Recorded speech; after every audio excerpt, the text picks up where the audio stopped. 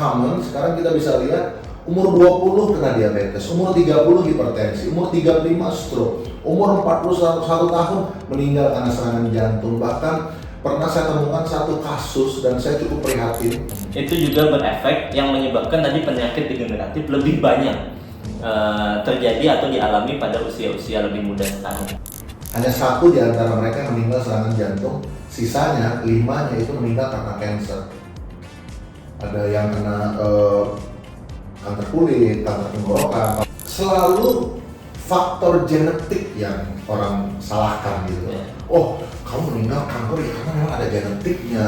Papamu kena kanker, tantemu kena kanker, keluargamu dari dua belah pihak itu memang punya genetik. Life is movement, movement is life. Saya percaya sekali dengan pernyataan ini karena sekarang penyakit-penyakit degeneratif yang terjadi belakangan ini terjadi karena satu pandemi yang namanya mager, artinya malas gerak. Klaim BPJS yang terjadi di Indonesia beberapa tahun belakangan ini lebih banyak karena faktor-faktor penyakit degeneratif. Hari ini kita akan membahas apa sih itu penyakit degeneratif dan bagaimana sih saya mencegahnya. Bersama dengan saya Heri, founder dari Agape Strong dan Agape Movement. Kami ada di Banjarmasin. Ini podcast perdana kami by the way. Dan besar sekali kerinduan kami untuk menyapa teman-teman di luar sana yang berbeda daerah dengan kami. Dan selama ini kami memang ada platform yang namanya Agape Movement dan Agape Strong, di mana di tempat itulah kami melakukan sering yang namanya siar sehat. Dan itu terbatas kalau kami hanya sekedar offline. Dan itu kenapa Agape Academy hari ini kita perdana, kita shoot, kita luncurkan karena ini akan jadi platform di mana kita bisa menjangkau orang secara lebih luas.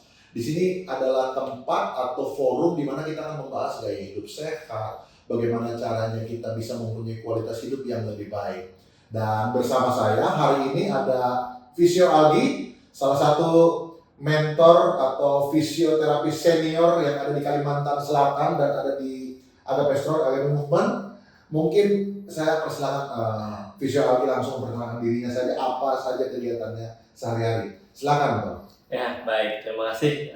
Sebelumnya selamat pagi Mentor Heri. Ya. Perkenalkan, jadi saya fisioterapis. Saya Fisio Algi biasanya dikenal. Saya juga selain sebagai fisioterapis, saya juga memiliki background untuk aktif di strength training.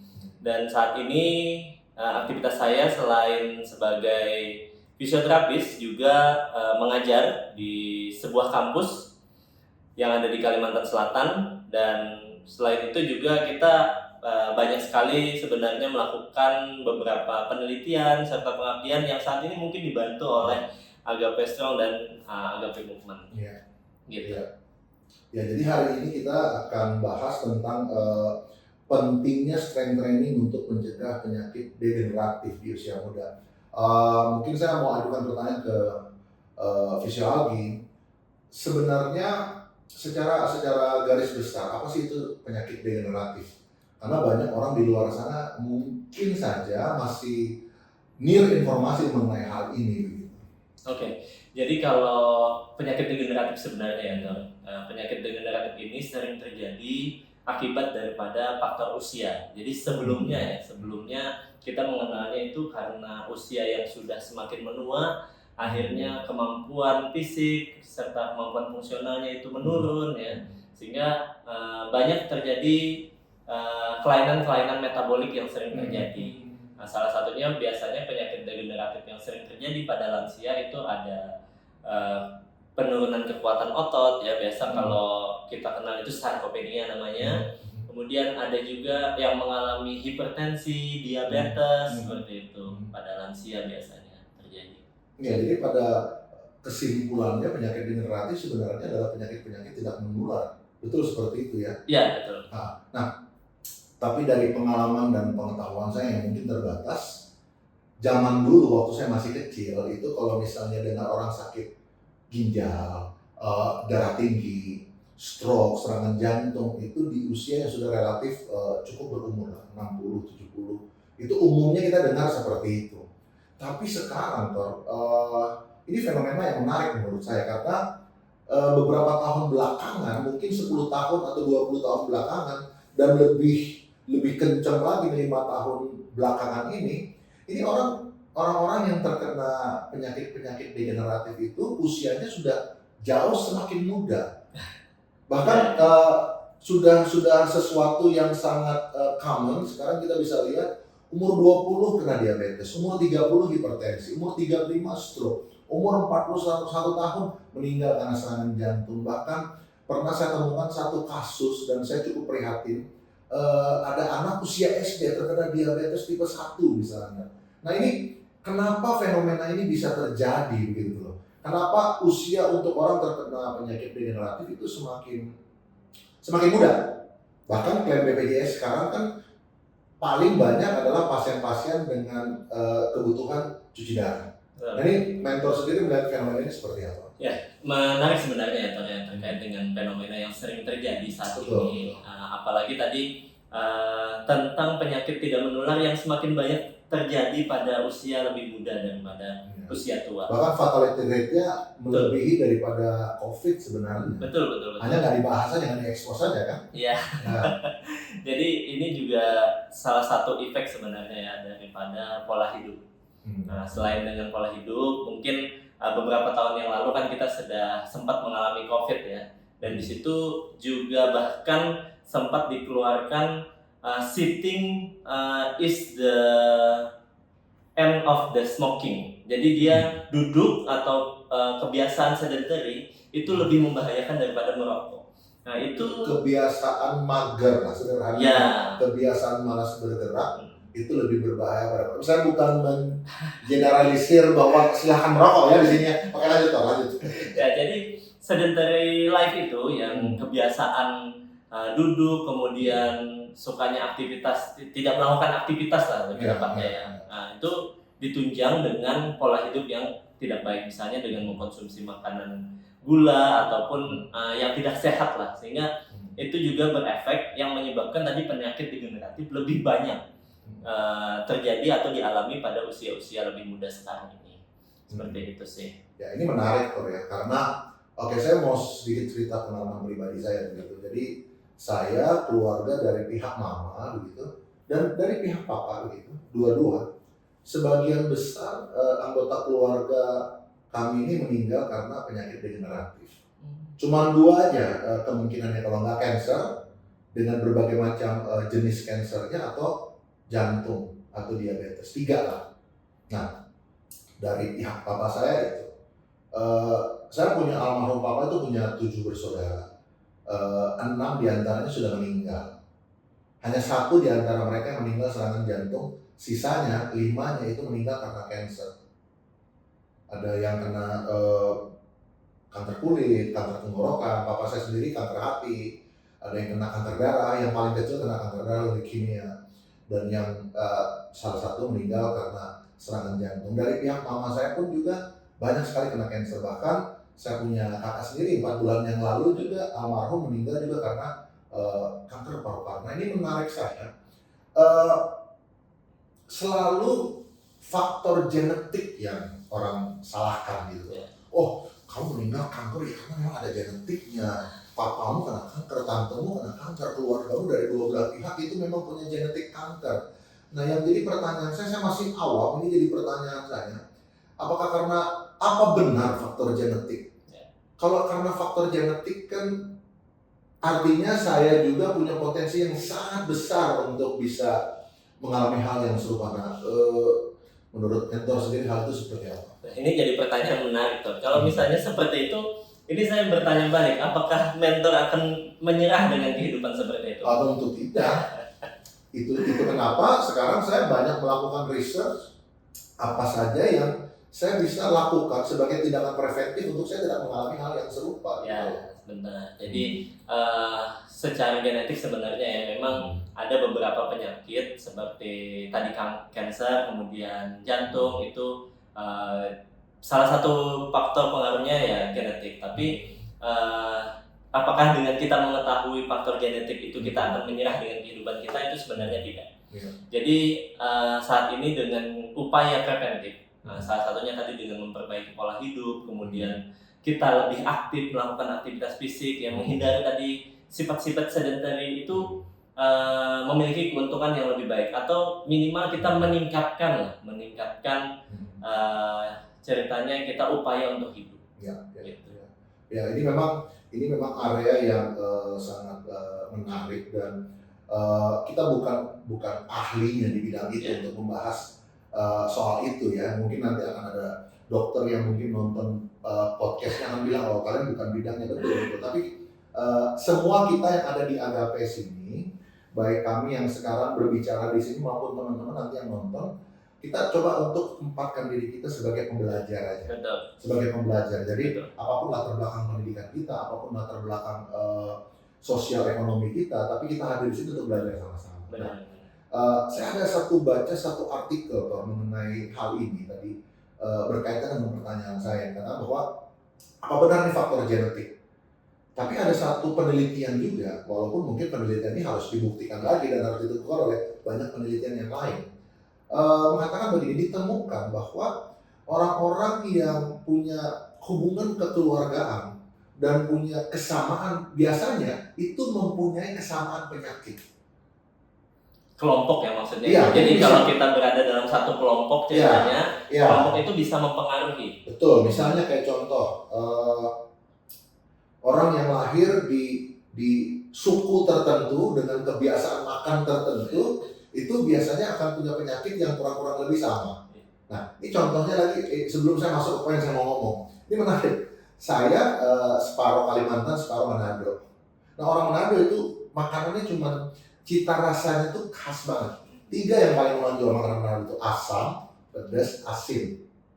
Bahkan cemilan orang Manado yang namanya gohu, itu pepaya mentah, pakai kuah cuka, itu taruh garamnya banyak banget. Nah, rata-rata orang Manado itu pasti punya penyakit yang namanya darah tinggi, hipertensi. Makanya, kenapa bisa seperti itu? Nah, ditemukan kan ternyata konsumsi garam yang berlebihan itu memicu naiknya tekanan darah. Makanya ada penelitian yang menemukan, misalnya dalam satu keluarga, ada 5 orang antara kayak saya lah, papa, mama, dengan 3 bersaudara seperti itu. Memang punya kecenderungan bisa punya penyakit yang sama. Penelitian itu menemukan seperti itu. Tapi ternyata katanya masih ya, menarik ini untuk kita pelajari lebih jauh setelah ini. Tapi katanya faktor genetik itu bukan melulu yang bisa menjadi kambing hitam yang bisa disalahkan. Karena bisa jadi bukan faktor genetik yang menyebabkan kita punya penyakit yang sama, tapi kebiasaan yang sama. Betul. Saya punya klien, namanya Bang Noval, saya sebut aja orangnya. Jadi Bang Noval ini pernah kena serangan jantung waktu latihan dengan saya pada waktu itu. Permisi Bang Noval, saya pakai contoh aja untuk edukasi. Orang tuanya beliau itu dua-duanya juga dipanggil Tuhan karena serangan jantung. Kebiasaan apa yang diturunkan? Bang Noval juga sempat juga penyempitan jantung. Kebiasaan apa yang diturunkan? Suka makan kambing dua-duanya. Semua anak-anaknya makan kambing. Kalau misalnya baru dapat rezeki, celebrate-nya pergi makan kambing. Lagi senang, perayaan apa? Makan kambing. Nah, ini kebiasaan sama yang diturunkan dari orang tua ke anak. Makanya penelitian itu mengatakan bahwa tidak melulu sebenarnya faktor genetik bisa menyebabkan hal itu, tapi bisa jadi faktor kebiasaan yang diturunkan oleh mungkin etnis atau keluarga yang menyebabkan hal itu. Jadi memang lingkungan ini salah satu faktor penyebab juga, betul, terkait dengan adanya perubahan psikologi, kemudian perubahan sosial yang ada di lingkungan itu sendiri. Sosial menentukan, betul. Jadi alangkah baiknya tadi kalau misalnya mencegah daripada penyakit degeneratif ya, itu kita memang harus berupaya memiliki kultur sosial yang menarik gitu. Minimal kulturnya ini yang bisa saling mensupport terkait dengan kita melakukan aktivitas fisik lah. Gitu. Betul. Itu. Nah, kalau faktor sosial itu memang penelitian. Misalnya kalau contoh kita pergi ke Bali gitu. Kalau misalnya pergi ke Canggu, saya sebutnya Canggu itu area 1000 jin, bukan 1000 candi.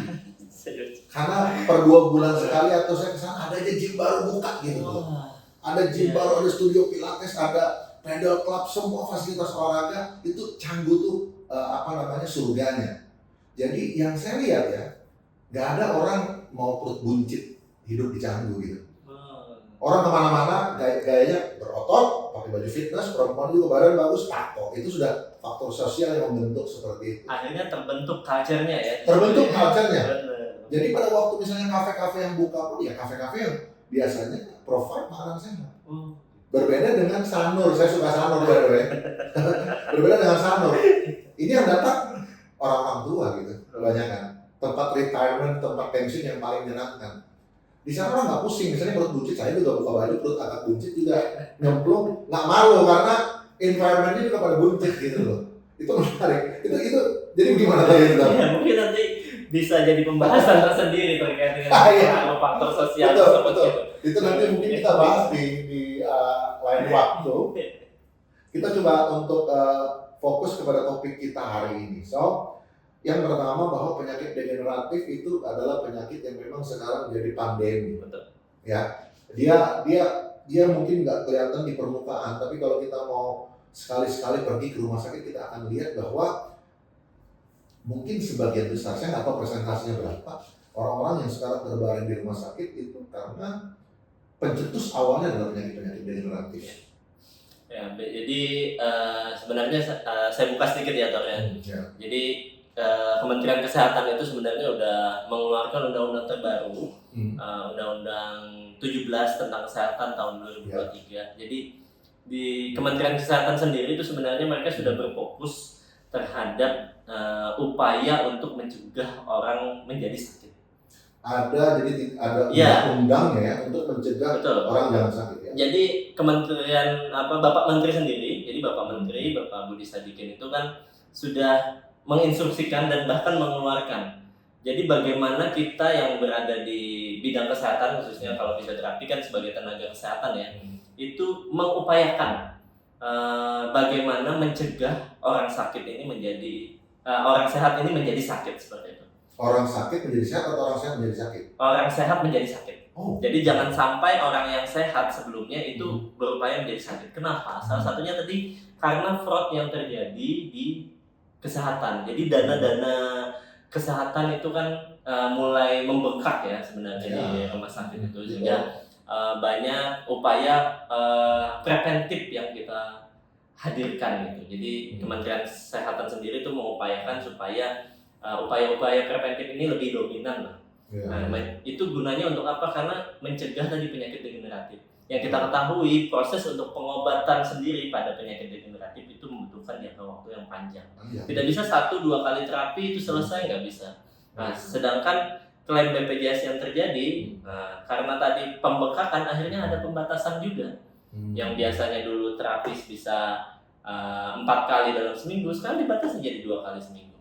Itu terjadi. Jadi kualitas layanan kesehatannya turun bukan karena inkompetennya tenaga kesehatan, bukan. Tapi karena dibatasinya treatment atau terapi yang harus diterima kan? Ya, pembatasan itu pun terjadi karena tadi ada fraud, ada pembengkakan terhadap pendanaan. Betul.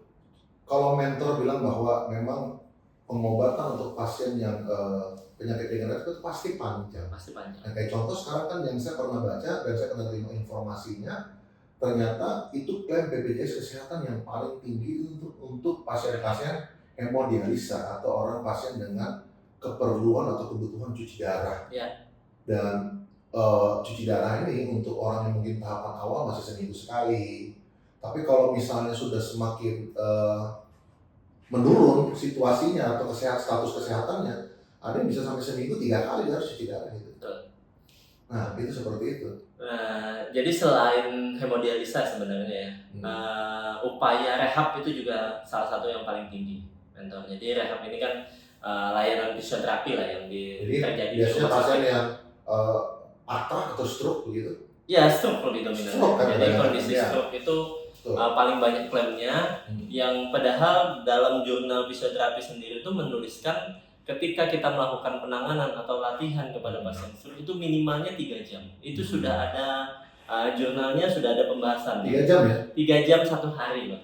1 hari. Mama saya almarhum waktu masih hidup bawa ke rumah sakit untuk terapi, mungkin cuma 20 menit dan di sinar-sinar doang tuh. Ya itu nggak bisa kita salahkan juga ya, karena Ya. sistem yang terjadi kan tadi, Ya, sistem ya. yang terjadi. Dan karena- belum tentu bisa dapat kesempatan. Benar. Iya, Nah, itu karena dia. kan tadi beberapa orang sudah mengantri duluan, Betul. kemudian Semua butuh. hari dan jadwalnya udah tersepakati seperti itu. Betul. Dan kami sendiri di tenaga kesehatan sebagai fisioterapi itu juga mampunya sebenarnya cuma 8 sampai 10 pasien satu hari. Betul. Nah, bagaimana kalau yang datang itu bisa sampai 100 orang? Hmm. Kan kasihan fisioterapisnya. Betul. Oke, ini jadi kalau kita bahas soal penyakit degeneratif dari sisi ini memang ini satu hal yang sangat menakutkan ya. Indonesia punya visi di 2050 atau 2045 kalau nggak salah itu menuju Indonesia emas. Ya. Ini sangat mengkhawatirkan. Jangan sampai jadi Indonesia cemas ya. Jangan sampai jadi Indonesia cemas gitu. Saya sekarang usia 43. Nanti di waktu itu usia saya sudah sekitar 65 tahun seperti itu. Tapi saya maintain, saya setiap hari lakukan apa yang saya bisa untuk latihan. Nanti kita akan masuk ke hal itu, tindakan preventifnya. Ya. Tapi saya khawatir sekali dengan generasi-generasi di bawah saya masih 20-an. Gemuk, berpenyakit atau penyakitan. Nah sekarang kita masalahnya kita udah tahu nih. Buat mentor sendiri ini kan pandemi ini dimulai kita sepakat karena mager, malas gerak. Ya. Berarti kan solusi sederhana, murah sebenarnya, yaitu bergerak. Nah pertanyaan saya adalah jenis bergerak yang seperti apa yang diperlukan? Kan kita tahu bersama bahwa bergerak itu ada yang aerobik maupun anaerobik. Bagaimana nih untuk menemukan sweet spotnya untuk hal ini gitu? Ya, jadi menarik ya sebenarnya kalau misalnya membedakan tadi bagaimana orang melakukan aktivitas fisik dan sebenarnya lebih tepatnya tuh melakukan olahraga. Nah ini ada dua pembedaan sebenarnya. Kadang orang berpikiran kalau misalnya dia sudah melakukan menyapu di rumah, kemudian dia beraktivitas misalnya memasak setiap hari, kan banyak ibu-ibu tuh saya sudah memasak, saya sudah naik turun tangga katanya. Itu kan sudah capek katanya. Ya, tapi itu non exercise activity. Benar. Ya. Jadi sebenarnya itu merupakan salah satu langkah. Tapi lebih baiknya itu ada peningkatan. Jadi ada upaya jangan sampai tidak pernah aktif melakukan, tapi tidak juga melakukan olahraga yang konsisten. Atau tadi melakukan latihan. Nah, latihan itu seperti apa? Syaratnya memang harus terukur, kemudian terstruktur. Terukur dan terstruktur. Contohnya gimana? Jadi terukur ini ya artinya punya frekuensi yang jelas. Frekuensi yang jelas misalnya 3 kali dalam seminggu ya gitu. Kemudian intensitasnya ada. Intensitasnya apa? Ya apa sih beratnya gitu yang dilakukan intensitasnya. Kemudian waktu dilakukan itu ya tidak boleh berhenti. Jangan sampai nanti berpikir saya olahraga 5 menit kemudian dia istirahat, nanti 5 menit lagi sambung, nggak bisa gitu. Ya olahraga itu memang harus terukur tadi, terstruktur. Jadi dalam 30 menit misalnya ya melakukan olahraga itu seperti itu. Kemudian tekniknya harus jelas. Nah teknik ini yang memang perlu dipelajari lebih lanjut.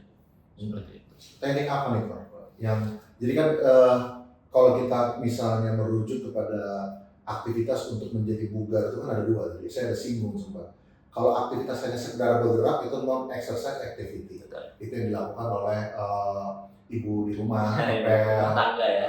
Ibu rumah tangga lah. Itu kegiatan-kegiatan yang memang membakar kalori juga, tapi perlu ada peningkatan seperti mentor bilang. Nah, untuk kegiatan exercise sendiri ini kan untuk upaya menjadi bugar kan ada dua jenis kan.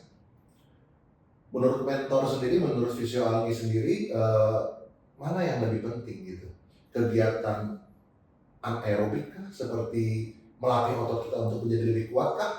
Atau kegiatan seperti kardio, jadi seperti aerobik, seperti jalan, berenang, dan lain sebagainya. Ini seperti apa fisiologi melihat ini? Nah, sebenarnya untuk tahapan awal bagi pemula misalnya yang dia juga sudah disibukkan dengan aktivitas sehari-hari, apalagi punya pekerjaan juga yang terschedule, pagi berangkat ke kantor, sore sudah pulang, di rumah kan istirahat gitu.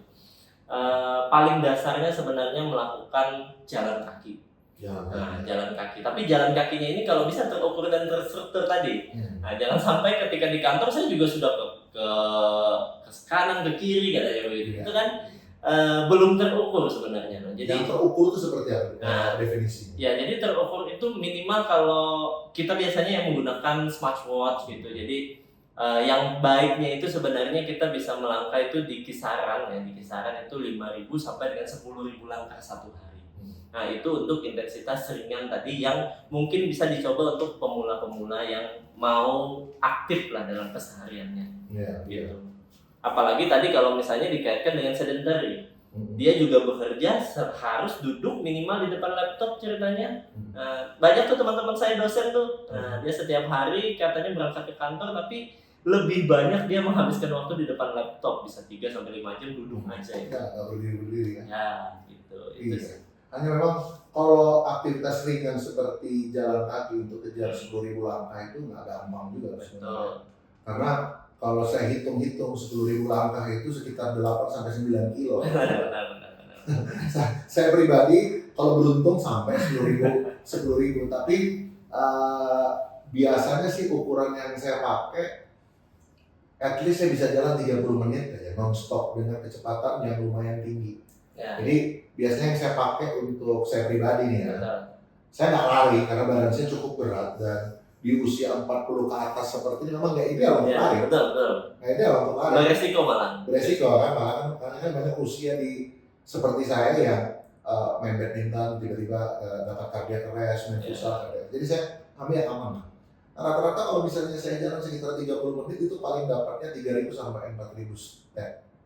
Kalau misalnya lagi mood, saya tingkatkan sampai 1 jam. Nah 1 jam itu biasanya dengan kecepatan rata-rata sekitar 12 menit itu saya bisa dapat berapa ya jaraknya saya lupa. Tapi 1 jam itu saya bisa lah maksimal 6.000 step. 6.000 sampai 7.000 ya biasanya. Betul ya. Biasanya. Nanti tercapai 10.000-nya tuh akumulasi hari-hari gitu. Tapi kalau one way 10.000 itu sulit banget, kecuali jalan-jalan ke Singapura atau ke Jakarta shopping. Ya, yang dengan culture-nya tadi atau sosialnya memang udah terbiasa melakukan jalan kaki. Nah, makanya kenapa juga di Korea itu banyak katanya yang atau di Jepang ya, itu enggak. Saya pernah tinggal di Jepang, jadi cerita. Benar, enggak ada yang punya berbuncit karena memang kan aktivitas atau mobilitasnya itu sudah dengan menggunakan jalan kaki. Jadi istri saya cerita waktu orang tinggal di Jepang, dia waktu makan siang bahkan perempuan itu makan porsinya itu besar sekali. Tapi mereka nggak pernah gemuk, kenapa? Karena habis makan mereka jalan lagi. Katanya kalau dalam sehari 20.000 sampai 23.000 step. Wah. Jadi memang itu kaki lumayan pegel kalau buat yang nggak biasa ya. Jadi gimana? 30 menit sehari itu apakah cukup untuk pemula gitu? Ya, untuk pemula cukup 30 sampai 40 menit. Jadi kalau misalnya kita menyusun program latihan biasanya ya di fisioterapi ataupun teman-teman yang aktif di personal trainer itu minimalnya melakukan sampai dengan 40 menit latihan, dan latihan itu sudah punya programnya sendiri dengan tujuan dan masing-masing goals yang dituju gitu. Itu sih. Tapi kalau misalnya memang kita baru memulai, cobalah dulu dengan melakukan atau minimal aktif lah dalam setiap harinya. Jadi yang paling mudah dilakukan adalah jalan. Oke. Tapi jangan puas dengan jalan kaki aja, karena olahraga itu nggak cukup hanya dengan jalan kaki saja. Kenapa itu? Jadi kalau kita olahraga hanya dengan mengandalkan atau misalnya mendewakan olahraga dengan jalan kaki. Aku satu jenis ini aja, aerobik aja gitu kan? Nah itu nggak bisa tuh, nggak akan bisa terwujud goal yang diharapkan, karena kan tadi masing-masing orang punya goalsnya tersendiri. Kalau apalagi dia punya misalnya penyakit degeneratif yang diabetes tipe 2, ya itu harus ditambah dengan latihan aerobik. Dia perlu latihan aerobik digabungkan lagi dengan anaerobik. Gitu. Nah, latihannya yang terukur. Nah, kalau dia misalnya sudah tahu dengan kondisi diabetes, kemudian hanya mengandalkan dengan jalan kaki, menurut saya it's not wise ya, it's not wise. Kurang bijak lah tuh. Kemarin saya ada nonton satu podcast, jadi satu orang bule ini dia ngomong dia ada buka satu jurnal, dia bilang bahwa latihan beban itu merupakan tindakan preventif yang paling dianjurkan untuk mencegah kanker. Kenapa? Karena ditemukan kan kanker ya. Koreksi kalau saya salah sekali lagi, kita pembelajar. Kanker kan makanan utamanya yang bikin dia lebih agresif kan gula. Betul ya? Nah, pada waktu orang berlatih beban, massa ototnya meningkat atau dia bisa mempertahankan massa otot. Jadi satu komponen atau mesin di dalam badan kita yang namanya otot ini, dia juga rakus gula juga. Mesin pembakar utama di tubuh kita kan adalah pembakar gula utama adalah otot. Jadi ditemukan bahwa seseorang yang rutin latihan beban seminggu 3 kali sampai 5 kali, intensitas sedang, nggak perlu berat-berat, nggak perlu yang terlalu ekstrim, tapi bisa dilakukan konsisten, ototnya terlatih, massa ototnya terjaga. Ini merupakan salah satu aktivitas preventif yang paling dianjurkan untuk mencegah kanker, karena itu menjaga kadar gula darahnya nggak pernah spike naik terlalu tinggi. Itu metode tanggapi seperti apa? Ya, jadi menarik ya, sebenarnya izin juga saya dulu kan di exercise fisiologis ya belajarnya, jadi di kedokteran UGM ya. Kita juga mempelajari terkait dengan autopagi. Jadi ini saya jadi saya berterima kasih sekali dengan guru-guru saya, dosen-dosen saya yang sudah memberikan pengajaran ini gitu. Itu penemuan dari salah satu profesor dari Jepang. Jadi kenapa tadi kanker itu dia bisa memakan struktur, kemudian akhirnya menyebabkan beberapa orang itu mengalami degeneratif.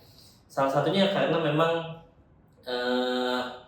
pola makan kita yang sembarangan tadi. Nah, kalau pola makan ini dirubah dengan pola hidup sehat yang misalnya tadi melakukan aktivitas, salah satunya strength training ya. Jadi strength training ini kan juga masuk di beberapa penelitian saya yang dikembangkan kepada para lansia. Nah, jadi dengan adanya kombinasi latihan beban ya, salah satunya tadi latihan beban itu akan meningkatkan massa otot, yang mana massa otot ini dia nantinya akan memakan lemak yang ada di dalam tubuh sebagai bahan bakar, dan kan tadi ceritanya kanker ini dia akan berkembang ya, memakan daripada lemak ya, kemudian semua yang ada sel-sel baik lah. Makanan baru masuk semua. Benar. Bagaimana cara kita mengurangi aktivitasnya? Ya salah satunya tadi dengan proses autopagi ataupun dengan adanya peningkatan atau lebih aktifnya otot yang ada di dalam tubuh. Nah, massa otot itu bisa aktif salah satunya dengan resistance training atau latihan beban. Betul. Seperti itu. Betul. Jadi ada quotes yang menarik. By the way, apa yang kita bicara ini sebenarnya bisa dipecah jadi 4 atau 5 topik yang berbeda. Tapi karena ini perdana, jadi ya kita coba brainstorm dulu, lemparkan the idea bahwa ini ada pandemi yang menakutkan yang namanya penyakit degeneratif yang sedang merongrong bangsa ini. Kita sebagai pelaku kesehatan, apapun peran kita sebagai personal trainer, sebagai fisioterapi, sebagai dokter, orang-orang yang mengerti gaya hidup sehat, kita punya peran penting banget untuk menyelamatkan Indonesia dari Indonesia cemas dan kembali ke realnya menjadi Indonesia emas. Betul. Nah, kemarin ada quotes yang menarik buat saya, relate banget dengan apa yang Fisio Aldi jelasin. Dia bilang begini, kalau kamu mau hidup panjang, lakukan cardio atau aerobic activity. Tapi kalau kamu mau hidup berkualitas, lakukan latihan beban.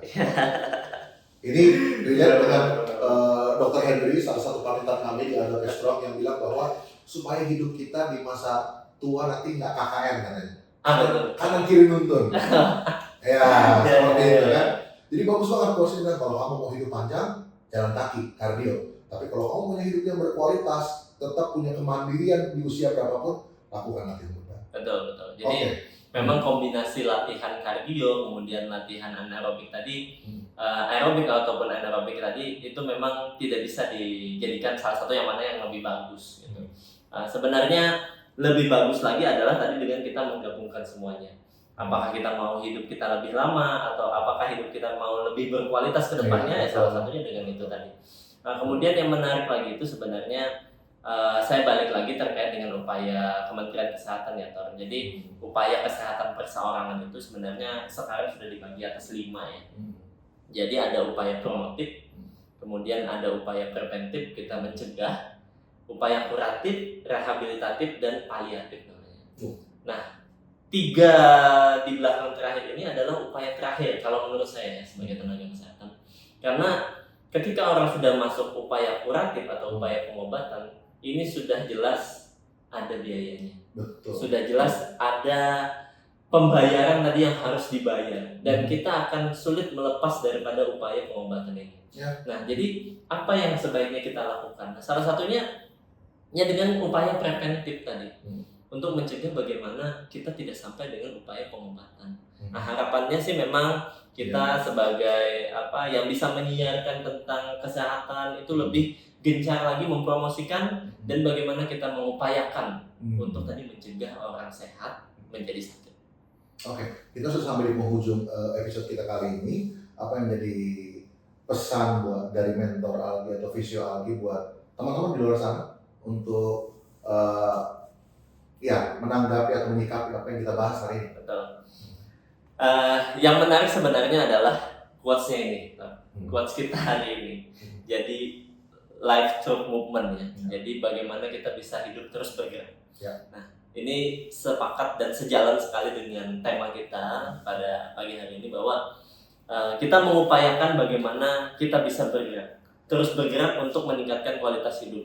Bagaimana seseorang bisa terus bergerak ya, salah satunya kita mencegah tadi, mengupayakan supaya kita tidak menjadi orang yang sakit, atau bahkan kita mencegah bagaimana tadi kita tidak menjadi orang yang kanan kiri dituntut. Betul. Kanan kiri dituntut. Nah, mari sejak sekarang kita berupayakan terus bergerak. Terus bergeraknya bagaimana? Ya jangan hanya dengan melakukan jalan kaki, tapi mengupayakan bagaimana kita memperbaiki pola hidup kita, memperbaiki pola istirahat kita, memperbaiki juga bagaimana kita bisa terus aktif dalam kehidupan keseharian kita. Seperti itu seperti saya. Oke, luar biasa sekali apa yang kita bahas hari ini. Next kita mungkin akan pecah apa yang kita ngomong, menarik sekali topik-topik yang kita bahas secara terpisah, kayak seperti penyakit degeneratif itu seperti apa sih? Misalnya contoh ada salah satu penyakit degeneratif yang paling menakutkan, diabetes. Gimana orang bisa kena diabetes dan bagaimana tindakan preventifnya untuk tidak mengalami hal itu. So kami sangat senang bisa berbagi hari ini buat teman-teman di luar sana yang kepingin tahu lebih banyak tentang bagaimana caranya bisa memprogram, bisa punya program pelatihan yang terstruktur dan bisa diukur. Teman-teman bisa komen di kolom komen nanti, atau bisa hubungi kita, DM kita di Instagram di Agape Strong Flagship. Nanti akan ada teksnya di bawah sini, dan Agape Movement. Kami akan sangat senang untuk bisa bantu teman-teman semua. Sampai ketemu di episode berikutnya. Mudah-mudahan kita akan bertemu di waktu yang tidak terlalu lama. Sampai jumpa. Bye.